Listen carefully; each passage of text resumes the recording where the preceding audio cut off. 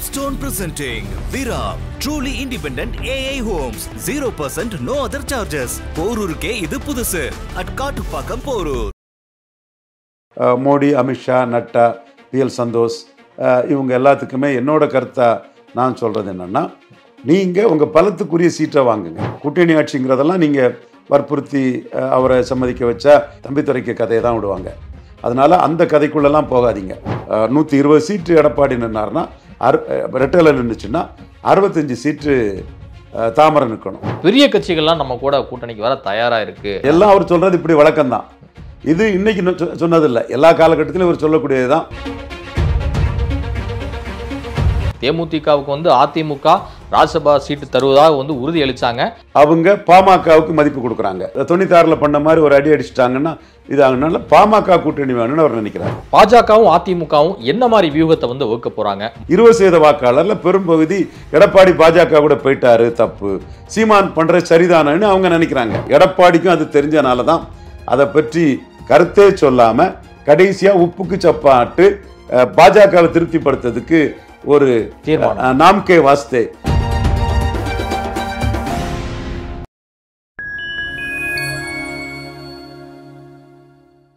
Fine time media நேயர்களுக்கு வணக்கம். நான் உங்கள் சங்கீத் குகன். நம்ம சிறப்பு நிகழ்ச்சியில் நம்மோடு இணைந்திருக்கிறார் மதிப்பிற்குரிய அரசியல் திறனாய்வாளர் திரு ரவீந்திரன் துரைசாமி அவர்கள். வணக்கம் சார். வணக்கம் குகன். எப்படி சார் இருக்கீங்க? நல்லா இருக்கும் குகன்.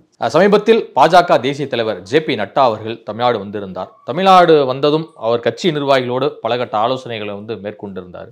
அதிலும் குறிப்பாக அவர் பேசிய விஷயம் என்ன அப்படின்னா, திமுகவை வீழ்த்தி 2026ல் ஆட்சி அமைக்கணும் பாஜக அப்படிங்கிறதுல பேசியிருக்கிறார்.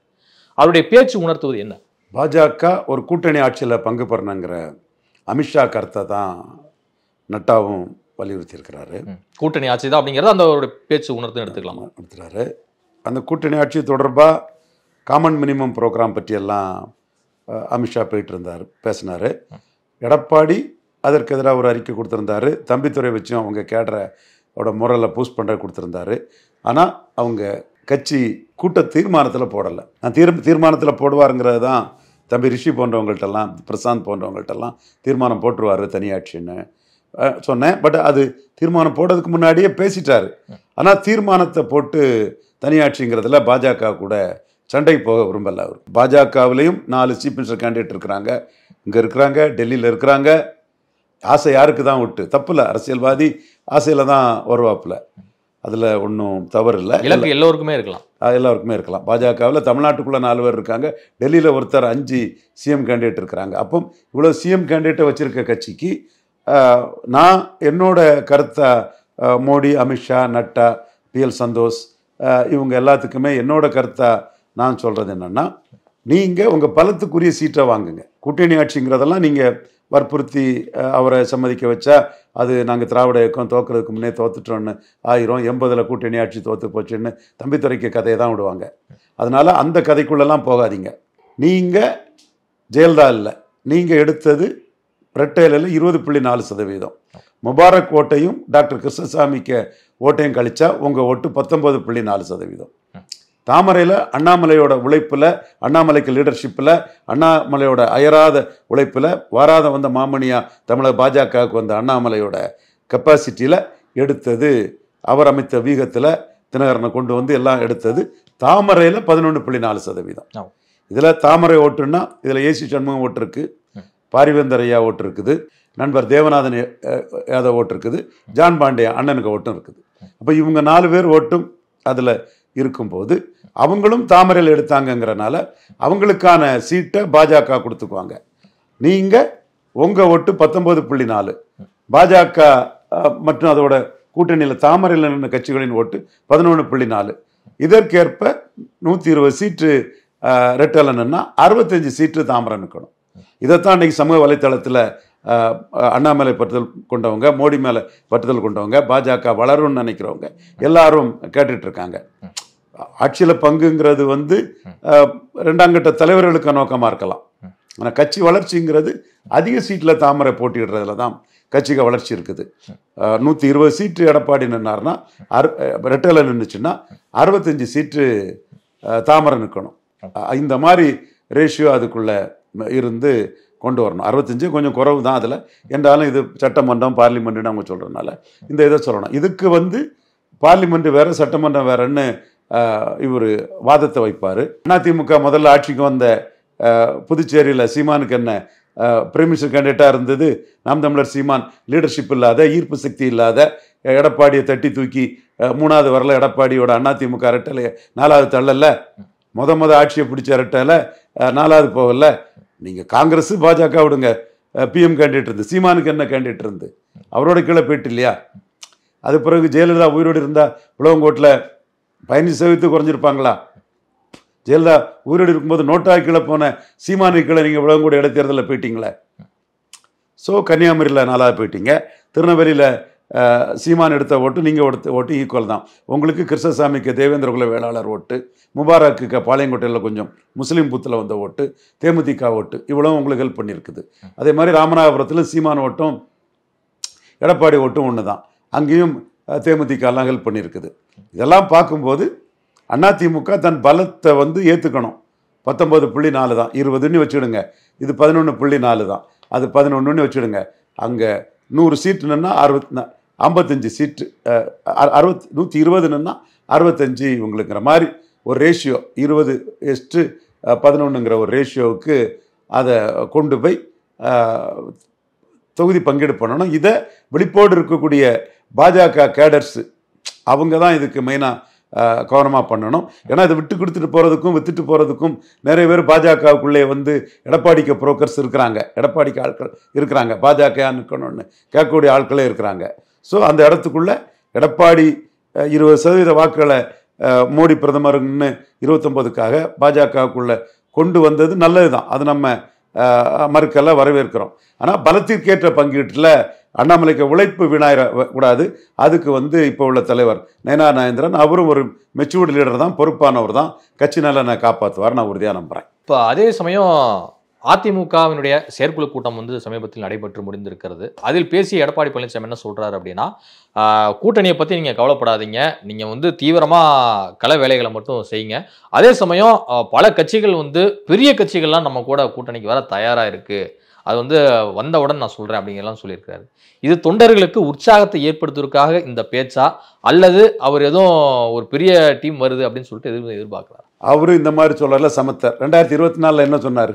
பெரிய கட்சிகள் நம்ம கூட வர்றாங்க அப்படின்னு. பாஜக போனா போட்டு நாம் தமிழர் வரான்னு சொன்னாரா இல்லையா? ஒவ்வொருத்தையும் சொன்னாரா இல்லையா? எனக்கு தெரிஞ்சு திமுக கூட்டணியில் இருக்கக்கூடிய கட்சிகள் நம்ம கூட வரும்னு சொன்னார். எல்லாம் அவர் சொல்றது இப்படி வழக்கம் தான். இது இன்னைக்கு சொன்னதில்லை, எல்லா காலகட்டத்திலும் இவர் சொல்லக்கூடியதுதான். அப்படி சொன்னாதான் கட்சிக்காரன் நிற்பான், ஒரு நம்பிக்கையோட உழைப்பான், இன்வெஸ்ட் பண்ணுவான். அவர் அதைத்தான் சொல்றாரு. கடைசியா அவர் யாரும் வராதனால 1% பலம் கொண்ட ஒருத்தர் கூட எடப்பாடி கூட கூட்டணி அமைக்க மாட்டாங்க நான் சொன்னது நடந்தது 2024. இப்போ அவரு மோடி கிட்ட சரண்டர் ஆயிட்டார். சரண்டர்ல காம்ப்ரமைஸ் ஆயிட்டாரு. இவங்களுக்கும் தேவை, அவங்களுக்கும் தேவை. நான் வந்து இவரை 24 பலகீனப்படுத்தி 26 பலகீனப்படுத்தி 29 மோடி தலைமையில சேர்க்கலான்னு நினைச்சேன். பட் அவங்க வந்து ஆன்டி மோடியை சிபிஎம் மேக்சிமைஸ் பண்ண நினைக்கும் போது, ஆன்டி பிஜேபி ஆன்டி மோடியை மேக்சிமைஸ் பண்ணும்போது மினிமைஸ் பண்ணதுக்கு 20% வாக்கு உள்ள எடப்பாடியை சேர்த்துக்கிட்டாங்க. எடப்பாடி முதல்வர்னு அமித்ஷாவும் சொல்லிட்டாரு. இது என்னுடைய வியூகத்துக்கு வந்து ஒரு பின்னடைவு தான். பட் மோடிக்கு ஆதரவாக 20% வந்ததுனால மோடி நன்மை கதிரி, மோடிக்காக, நாட் எனிபடி எல்ஸ், மோடிக்காக அதை நம்ம வரவேற்கிறோம் அந்த இதை. ஆனால் எடப்பாடி பழனிசாமி முதலமைச்சர்னு சொன்ன பிறகு ஷீட் ஷேரிங் எப்படிங்கிறதெல்லாம் பெரிய சிக்கல் இருக்குது. என்றாலும் அவர் கூட கூட்டணிக்கு வர வாய்ப்புள்ள கட்சிகள், அவர் கூட இருந்த தேமுதிகவே ஜனவரியில் தான் முடிவு பண்ணணும்னு பிரேமலதா அம்மையார் சொல்லிட்டாங்க. அப்போ காத்து தான் இருக்கணும் ஜனவரி வரை. ஜனவரியில் தான் அவங்க அலையன்ஸ் முடிவு பண்ணுவாங்க. பட் நான் அதிமுக வர்றதுக்கு வாய்ப்பு இல்லைன்னு நான் சொல்ல மாட்டேன். திமுக அணி ஹவுஸ்ஃபுல்லாக இருக்கிறதுனால அதிமுகவில் வர்றதுக்கு அவங்களுக்கு ஒரு வாய்ப்பு இருக்கு. பட் அவங்க என்ன பார்க்குறாங்கன்னா, 2011ஆம் ஆண்டு செங்கோட்டை அண்ணா மூலமாக ஒரு எல்லாமே முயற்சி பண்ணி எடுத்து ஒரு அலையன்ஸ் உருவாச்சு. 41 சீட்டு கொடுத்தாங்க. 29 சீட்டை ஜெயலலிதா ஜெயிக்க வச்சாங்க. ஜெயலலிதா அம்மையாருக்கு ஈர்ப்பு சக்தி இருக்குது, க்ரௌட் புல்லிங் கெப்பாசிட்டி இருக்குது, பொதுமக்களை கவரக்கூடிய சக்தி இருக்குது, இளைஞர்கள் கவரக்கூடிய சக்தி இருந்தது. அதனால 50% வாக்கெடுத்து 29 இடங்களை தேமுதிக வெற்றி பெற வச்சாங்க. ஆனால் ஜெயலலிதா அம்மையாட்ட இருந்த 45%, எல்லாம் டேட்டாவோட தான் பேசுவேன், யார் வேணாலும் டேட்டாவோட பதில் சொல்லு. சும்மா நான் இவ்வளோ அடிக்கிறானே, நெத்தி பொட்டில் அடிக்கிறானே, துப்பாக்கிலேருந்து வர்ற குண்டு மாதிரி விழுதே நம்ம மேலே, வில்லிலேருந்து பாயிற அம்பு மாதிரி வருதுன்னு வருத்தப்பட்டு தனிநபர் தாக்குதல்லாம் ஈடுபட்டுட்டு இருக்காத. டேட்டா இருந்தால் அதில் பேசு. நான் ஏற்றுக்கிறேன், தப்புன்னா அதை திருத்திக்கிறேன். 2014 45% வாக்கெடுத்த அதிமுக, 19% வாக்கெடுத்த என்டிஏ, அதில் மதிமுக அண்ணன் போயிட்டாருன்னு வைங்க. குறைஞ்சபட்சம் 15% பலமுள்ள என்டிஏ, பாஜக, தேமுதிக, பாமக, மற்ற கட்சிகள் எல்லாம் இருக்கக்கூடிய அந்த என்டிஏ. பாரிவேந்தர் வந்து திமுக அணியில் தான் இருந்தார், ராமதாஸுக்கும் அவருக்குள்ள இதில் அவர் திமுக அணியில் இருந்தார். எனிவே 15% உள்ள என்டிஏ, அதிமுக எல்லாம் சேர்ந்து 60% வாக்குகள். 60% வாக்கு பலம் உள்ள அணி எடுத்தது 30%. 60% வாக்கு பலம் உள்ள அணி 19 எடுத்தது 30%. அப்போ அதிமுக ஓட்டு 45%, ஒரு 15 to 20% வாக்கு தான் மோடி பிரதமர்னு டிரான்ஸ்ஃபர் ஆயிருக்கு. மற்றபடி டிரான்ஸ்ஃபர் ஆகலை, எங்கெங்கெல்லாமோ போயிட்டு. அப்போ இங்கே பொலிட்டிக்கல் டைனாமிக்ஸே மாறி போச்சு. ஜெயலலிதா இறந்த பிறகு, கலைஞர் இறந்த பிறகு 2019. இதை நிறைய கருத்து பார்வையற்றவர்களாக இருக்கக்கூடிய ஏசி ரூம் அனலிஸ்டுகளுக்கு இது தெரியல. இன்னும் ஆதவர்ஜுனா போன்ற கடந்த காலத்தின் கைதிகள் திமுக, கலைஞர் வேற ஸ்டாலின் வேறன்னு தெரியாத ஆதவர்ஜுனா, ஐயோ ஆதவர்ஜுனா, பாவம் ஆதவர்ஜுனா, நீங்க என்னத்தை நீங்க பேசிட்டு இருக்கிறீங்க? 11 இருக்கிறீங்க, வாங்க கரண்ட்டுக்கு வாங்க. கலைஞர் ஜெயலலிதா இறந்த பிறகு ஜாதி ரொம்ப பெரிய அளவு ஆயிட்டு, நீங்க வேணா ரெட்டியாரு சிறியன்னிக்கே ஜாதி எல்லாம் வந்துங்கிற மாதிரி காட்டுனா உங்களுக்கு அது நஷ்டம்னு நினைப்பீங்க. அப்படியெல்லாம் நாங்கள் நினைக்கல. கே சார் அண்ணெல்லாம் பெரிய லீடர் தான், ஜாதி கடந்த லீடர் தான். நம்ம அப்படியெல்லாம் எல்லாத்தையும் பார்க்கல. பட் யதார்த்தத்துக்கு வாங்க ஆதவர்ஜுனா ரெட்டி. ஸோ 60% வாக்கு பலம் கொண்ட அந்த அணி 30%க்கு போயிட்டு, இதில் தேமுதிக 4 சீட்டும் எடப்பாடியாலையும், ஏன் ஓபிஎஸ் ஆலையும், இரட்டை தலைமை ஓபிஎஸ்க்கும் அதில் பங்கு இருக்குது. தேமுதிகவுக்கு ஓட்டு டிரான்ஸ்ஃபர் பண்ணி கொடுத்து தேமுதிகவை ஜெயிக்க வைக்க முடியல. அப்போ தேமுதிகவுக்கு வந்து அதிமுக கூட்டணியில் என்ன லாபம்? பிரேமலதா அம்மையார் தெரியாதவங்களா, புரியாதவங்களா? நண்பர் சுதீஷ் புரியாதவரா? விஜய பிரபாகரன் தெரியாதவரா? இளைஞரணி தலைவர். எல்லாருக்கும் அவங்களுக்கு அந்த விஷயம் தெரியும். எடப்பாடிக்கு ஈர்ப்பு சக்தி இல்லை, க்ரோட் பில்லிங் கெப்பாசிட்டி இல்லை, ஓட் டிரான்ஸ்ஃபரிங் கெப்பாசிட்டி இல்லை. அவரை நம்பி ஜெயிக்க முடியாதுங்கிறதுக்கு 2019 ஒரு பெரிய ஆதாரம். ஜெயலலிதா அம்மையார் நம்பி 41க்கு 29 ஜெயித்தாங்க. ஏன்னா ஜெயலலிதா அம்மையாருக்கு ஈர்ப்பு சக்தி இருந்து, காஸ்ட் நியூட்ரலா இருந்தாங்க, அவங்க இளைஞர்களை கவர்ந்தாங்க, புதிய வாக்காளர்கள் வந்தாங்க, ஸ்பான்டேனியஸா அவங்களுக்கு க்ரோட் பில்லிங் கெப்பாசிட்டி இருந்து கொஞ்சம் காசு கொடுத்தும் சேர்த்தாங்க, செந்தில் பாலாஜி போன்றவங்கெல்லாம். பட் ஸ்பான்டேனியஸாட்டும் ஒரு கூட்டம் இருந்தது. அப்போ அவங்களுக்கு வந்து ஒரு கூட்டணி கட்சியை வெற்றி பெறக்கூடிய சக்தி ஜெயலலிதா அம்மையாருக்கு இருந்து. எடப்பாடி பழனிசாமிக்கும் பன்னீர்செல்வத்துக்கும், எஸ் ஓபிஎஸ்க்கும் சேர்த்து தான் சொல்றேன், இல்லைங்கிறது 2019 இரட்டை தலைமைக்கு இல்லைங்கிறது முடிவாச்சு. அதுக்கு பிறகு 2024 தேமுதிக கூட்டணிக்கு போறாங்க. நீங்க பாத்தீங்கன்னா ரெட்டலைக்கு விழுப்புரத்தில் வந்து 35% வாக்குக்கு மேலே கிடைக்குது, ரெட்டலைக்கு சிதம்பரத்தில் வந்து 36% வாக்கு கிடைக்குது. ஆனால் முரசுக்கு தேமுதிகவுக்கு 27% தான் கடலூரில் கிடைக்குது. அப்போ அதில் ஒரு 9% 8-9% டிஃபரன்ஸ் அதுக்குள்ள வருது. அப்போ எப்படி எடப்பாடியை நம்பி ஓட் டிரான்ஸ்ஃபரிங் கெப்பாசிட்டி இல்லாத, ஈர்ப்பு சக்தி இல்லாத, க்ரோட் பில்லிங் கெப்பாசிட்டி இல்லாத எடப்பாடி நம்பி எப்படி தேமுதிக ஜெயிக்க முடியும்? இதுக்கு நண்பர் 6 கிட்ட பதில் இருக்கா? நண்பர் M கிட்ட பதில் இருக்கா? நண்பர் S கிட்ட பதில் இருக்கா? எந்த நண்பர்கிட்டயாவது பதில் இருக்கா? ஏன் எல்லாம் இனிஷியல் சொல்றீங்க? என்ன சும்மா ஏதோ 4 நண்பர்களை சொல்றேன்னு நினைச்சுக்கிட்டு அவங்கள யாருன்னு அப்படி புரிஞ்சுக்கிட்டு யாருகிட்டையுமே பதில் இல்லை. அப்ப தேமுதிக என்ன பாக்குறாங்க? எடப்பாடிக்கு ஓட் டிரான்ஸ்ஃபரிங் கெப்பாசிட்டி இல்லை, அது அவங்களுக்கு தெரியும். எல்கே சுதீஷ் வச்ச ஒரு குற்றச்சாட்டு ரொம்ப ஒரு முக்கியத்துவம் வாய்ந்ததா இருக்கு. தேமுதிகவுக்கு வந்து அதிமுக ராஜ்யசபா சீட்டு தருவதாக வந்து உறுதி அளிச்சாங்க, அதை நான் உரிய நேரத்தில் வந்து விரிவாக நான் பேசுறேன், வெளிப்படையாக பேசுறேன் அப்படிங்கிறார். அப்போ இதெல்லாமே பார்க்கும்போது அங்கே ஏதோ ஒரு அக்ரிமெண்ட் நடந்திருக்கு, ஆனால் அதை வந்து அதிமுக தேமுதிகவை ஏன் கொடுக்கணும் அப்படிங்கிற ஒரு நிர்பந்தத்தில் எது இருக்காங்களா அப்படிங்கிற மாதிரி புரிஞ்சுக்க முடியுது. அவங்க பாமகவுக்கு மதிப்பு கொடுக்குறாங்க. பாமக இல்லைன்னா எடப்பாடியிலே தோத்துரும். ஏன்னா எடப்பாடியில் தோத்துருக்காரு, வன்னியர் எழுச்சியில் தோத்துருக்காரு. இப்போ வன்னியர் அவருக்கு ஆதரவாக தான் இருக்காங்க. அவர் கட்சி வன்னியர் கட்சி மாதிரி தான். சி.வி. சண்முகம், கே.பி. முனுசாமி, அன்பழகம், வீரமணி, அங்கே ஒரு அகமுடையார் தலைவரையோ, ஒரு யாதவர் தலைவரையோ, ஒரு முத்தரையர் தலைவரையோ, ஒரு வெள்ளாளர் தலைவரையோ, மற்ற அதர் காஸ்ட் தலைவர் உடையார், அகமுடையார், முஸ்லீம் யாருமே அங்கே கிடையாது. எல்லாமே இந்த வன்னியர்கள் தான் அங்கே எல்லாமே இருக்காங்க. வன்னியர் கட்சி மாதிரி தான் அங்கே இருக்குது. ஆனால் வன்னியர் எழுச்சியில் அவர் ஏற்கனவே தோத்தாருங்கிறதும் ஒரு எல்லாத்துக்கும் தெரிஞ்ச ஒரு உண்மைதான். அப்படி இருக்கும்போது அவர் பாமக ஒரு வேளையில் நம்மளை எடப்பாடியிலே காவு வாங்கிறதுக்குள்ள சக்தி உண்டு அவங்களுக்கு. சென்டிமெண்டல் கம்யூனிட்டி 96 பண்ண மாதிரி ஒரு அடி அடிச்சிட்டாங்கன்னா இது ஆகுனால பாமக கூட்டணி வேணும்னு அவர் நினைக்கிறார். பாமக கூட்டணி வேணும்னு நினைக்கிறாரு. அதுவும் விக்கிரவாண்டியில் 3வது களத்துக்கு விட்டு வெளியேறினதுல 2வது இடத்தை பாமக பிடிச்சதுல அவரை பொறுத்தவரை அன்னைக்கு நாம் தமிழர் பிடிக்கணும்னு தான் நினைச்சாரு. இது ராவணன் எல்லாம் பேசி அவங்க போராட்டத்துக்கு ராவணன் இடும்பாவளம் கார்த்திகெல்லாம் ஆதரவு கொடுத்தும் அவரால் 1% ஓட்டு கூட நாம் தமிழருக்கு டிரான்ஸ்ஃபர் பண்ணி கொடுக்க முடியல. அதான் எடப்பாடிக்கு ஓட்டு டிரான்ஸ்ஃபரிங் கெப்பாசிட்டி இல்லை, ஈர்ப்பு சக்தி இல்லை, அவர் கண்ட்ரோலில் அவர் ஓட்டு இல்லைங்கிறத நாம் சொல்கிறோம். 12% வன்னியர் ஓட்டு 17% எடுத்த பாமக 29%க்கு அண்ணாமலை அன்புமணின்னு ஒருத்தர் கேண்டிடேட்டாக போட்டு ராமதாஸ் கேண்டிடேட் தான், அண்ணாமலை தான் போட்டார். எடப்பாடி அடித்து ஒரே குட்டையில் உரிய மட்டைகள் அடித்து 12% வன்னியர் ஓட்டை ஏற்றி 29க்கு வந்தார்.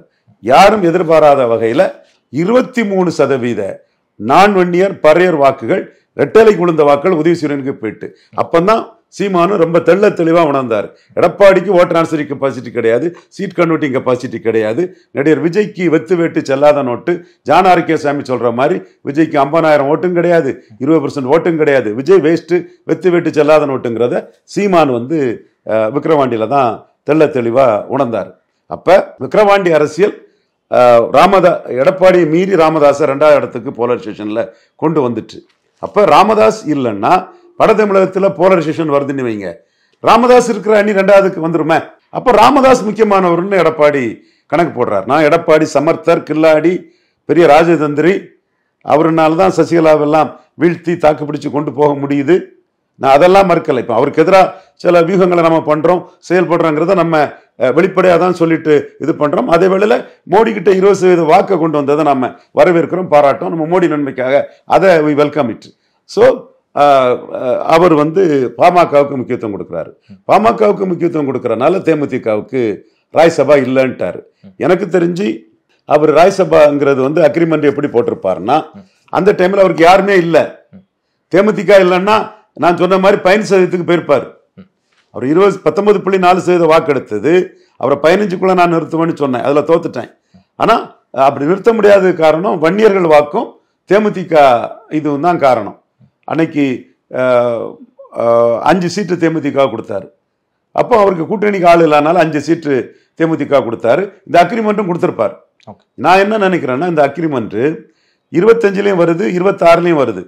இவர் ஸ்பெசிஃபை பண்ணியிருக்க மாட்டார்னு நினைக்கிறேன். இப்ப இந்த ஜூலைல காலியாகிற அந்த 6 சபாவா இல்ல அடுத்த ஆண்டு காலியாகிற அந்த 6 ராஜ்யசபாவா ஸ்பெசிஃபை பண்ணியிருக்க மாட்டார். பாமகவுக்குன்னா ஸ்பெசிஃபை பண்ணாரு. ஸோ அப்போ பாமக கொண்டு அவருக்கு ஒரு மிரட்சி இருக்குது. உண்டுங்க, மிரட்சி உண்டுங்க. இன்னும் நிறைய பேச முடியும், என்றாலும் அது இப்போ அவ்வளவுக்குள்ள நம்ம தேவையில்லை, ஒரு லிமிட்டா பேசுவோம். ஸோ பாமக கண்டு மிரட்சியில அன்னைக்கு கூட்டணி வைக்கும் போது உடனே கொடுத்துட்டாரு. நானே சொல்லியிருக்கேன், ஜெயலலிதா நம்பகத்தன்மையற்றவர், ராமதாஸை பொறுத்தவரை நம்பகத்தன்மையோட எடப்பாடி கொடுத்தாருன்னு அன்னைக்கு நான் பேசின எவ்வளவு வீடியோ பார்த்துருக்கலாமே. காரணம் பாமக கண்டு ஒரு மிரட்சி. அந்த இது தேமுதிகவுக்கு இல்லை. இப்போ அவர் என்ன பார்க்குறாருன்னா, பாமகவை மீறி நாம செயல்பட்டு தேமுதிகவுக்கு முக்கியத்துவம் கொடுத்தோம்னா, பாமக ஒரு அணி நம்ம அணியில வரலன்னா, பாமக இருக்க அணிக்கும் திமுக அணிக்கும் இடையில போட்டின்னு வட தமிழகம் போலரைஸ் ஆயிட்டுன்னா, வன்னியர் பறையர்ன்னு நமக்கு உள்ள வன்னியர்களே வீக்கன் ஆயிடுவாங்க. அது எப்படி போகுமோன்னு சான்ஸ் எடுக்க முடியல. ஸோ அதனால அவர் பாமக விரும்புறாரு. ஸோ அவர் பாமக எப்படி நம்மகிட்ட வரும்னு பாமகவுக்கு கூடுதல் முக்கியத்துவத்துக்கு அவர் விரும்புறாரு. இதுதான் எடப்பாடிக்கு நிலைப்பாடு. தேமுதிக இதை இப்போ சொல்லியிருக்கிறது மூலமா 25லே தருவாரா அல்லது 26லே தருவாராங்கிற எதிர்பார்ப்பு தேமுதிகவுக்கு இருக்குது. அது சுதீஷ் அவர் நான் கண்டஸ்ட் பண்ணாததே அதுக்கு தாங்கிற ஒரு கருத்தை வேற அவர் சொல்றாரு. ஸோ அவங்கள பொறுத்தவரை அந்த கருத்தை சொல்றதன் மூலமா உண்மையிலே அவங்க ராஜ்யசபாவுக்கு ப்ராமிஸ் பண்ணியிருக்காங்கன்னு தான் தெரியுது. பாஜகவும் அதிமுகவும் என்ன மாதிரி வியூகத்தை வகுக்க போறாங்க, மற்ற கட்சிகளை இழுப்பதற்கான முயற்சிகளை என்னென்ன விதமாக மேற்கொள்றாங்க அப்படிங்கிற கேள்வி எழுது. குறிப்பாக என்டிகேவையும் உள்ள இழுப்பதற்கு பாஜக பேசுறாங்க அப்படிங்கிற ஒரு செய்தி ஒரு பக்கம் போனாலும் கூட, இன்னொரு பக்கம் அதிமுக எப்படியாவது தாவேக்காவதே உள்ள கொண்டு வரணும் அப்படிங்கிற முயற்சியில் இருக்கிற ஒரு தகவல். இவங்க 2 பேரும் அந்த மாதிரி நிலைப்பாட்டில் இருக்காங்களா இல்லையா? என்டிகே பொறுத்தளவில் அவர் வந்து எடப்பாடிக்கு விழுந்த முபாரக் ஓட்டு, தென் கிருஷ்ணசாமி ஓட்டு உட்பட அந்த 20% அதிமுக ஓட்டும் பாஜகவுக்கு டிரான்ஸ்பர் ஆகாதுன்னு சீமான் நினைக்கிறாரு. இது வேற யாருக்கு தெரியுதோ தெரியலையோ, எடப்பாடி பழனிசாமி ஐயாவுக்கு தெரியுது.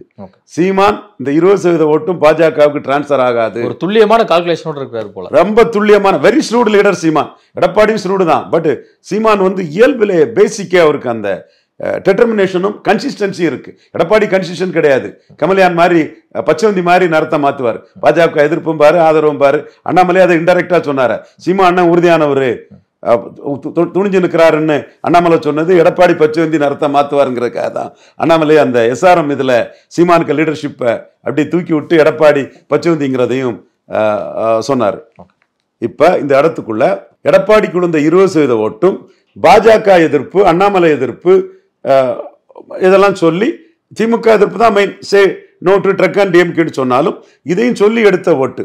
இந்த ஓட்டர்ஸ் வந்து பாஜகவை ஏத்துக்கிடாத ஓட்டர்ஸ், பாஜகவை ஏத்துக்கிடாத பிரைம் மினிஸ்டர் கேண்டிடேட் இல்லாம எடப்பாடி லீடர்ஷிப்புக்கு கிடைச்ச ஓட்டு. நம்ம நேர்மையா தான் சொல்லுவோம், பணம் செலவழிக்காமலே எடப்பாடி எடுத்த ஓட்டு. ஸோ அந்த ஓட்டுக்கு பெரிய மரியாதை இருக்கு. நம்ம அதை எதை கரெக்டா சொல்லணுமோ அதை கரெக்டா சொல்லுவோம். ஆனா அந்த ஓட்டர்ஸ் வந்து பாஜகவை ஏத்துக்கிட மாட்டாங்க என்கிற அடிப்படையில் சீமான் என்ன சொல்றாருன்னா, எனக்கு உடன்பாடா இல்லையாங்கிறது வேற. சீமான் வந்து ராவணன் தமிழ் பெரும்பாட்டன்னு சொல்லுவாரு. நான் ராவணன் ஆச்சார அனுஷ்டானங்களோட ஒழுகக்கூடிய சுத்தமான பிராமணன், இவரு சிவபக்தன்கிறத நான் பிராமணன், என்னோட பிலீஃப், அவருக்கு பிலீஃப். அப்போ அதுல மாறுபட்ட கருத்தியல் சீமானுக்கு எனக்கு உண்டு. பட் இந்த காஷ்மீர் பிரச்சனையில சீமான் இன்டெலிஜென்ஸ் ஃபெயிலியர்ங்கிறார். பாஜக என்டி அரசு தோல்வி அடைஞ்சிட்டுங்கிறார். சிந்து நதி நீரை தடுத்தது தப்பு, மனித உரிமை மீறிய செயல். அது பறவை, காகம், பாகிஸ்தான்ல உள்ளவன் மனிதர் தான், அவங்க எல்லாத்துக்கும் இது பண்ண வேண்டியது தடுத்ததுங்கிறார். இந்த ஸ்டாண்டு அதிமுக 20% வாக்காளர் இருக்காங்க இல்லையா, அவங்க மத்தியில சீமான் சொல்றது சரிதானங்கிற எண்ண ஓட்டத்தை கொடுக்கக்கூடிய ஸ்டாண்ட். இதுதான் எடப்பாடிக்கும் தெரியும் நுணுக்கமா. அதனாலதான் இதுல எடப்பாடி ஸ்டாண்ட் கருத்தே சொல்லல. சீமானுக்கு இந்த அதிரடியான இந்த கருத்துக்கு நான் ஏற்றுக்கிறேன் ஏத்துக்கலங்கிறது வேற விஷயம். இந்த கருத்துக்கு வந்து அதிமுக வாக்காளர்ல 20% வாக்காளர்ல பெரும்பகுதி எடப்பாடி பாஜக கூட போயிட்டாரு, தப்பு, சீமான் பண்ற சரிதானன்னு அவங்க நினைக்கிறாங்க. எடப்பாடிக்கும் இந்த நுணுக்கமா தெரியும். அதனாலதான் அது பற்றி அவர் எந்த கருத்தும் தெரிவிக்கல, வாயே திறக்கல. அதை கில்லிங் சைலன்ஸ் பண்ணி அப்படி ஒரு சம்பவமே மாதிரி சொன்ன பொண்ணு அப்படியே மெயின்டைன் பண்ணிட்டு பண்ணி போயிட்டாரு.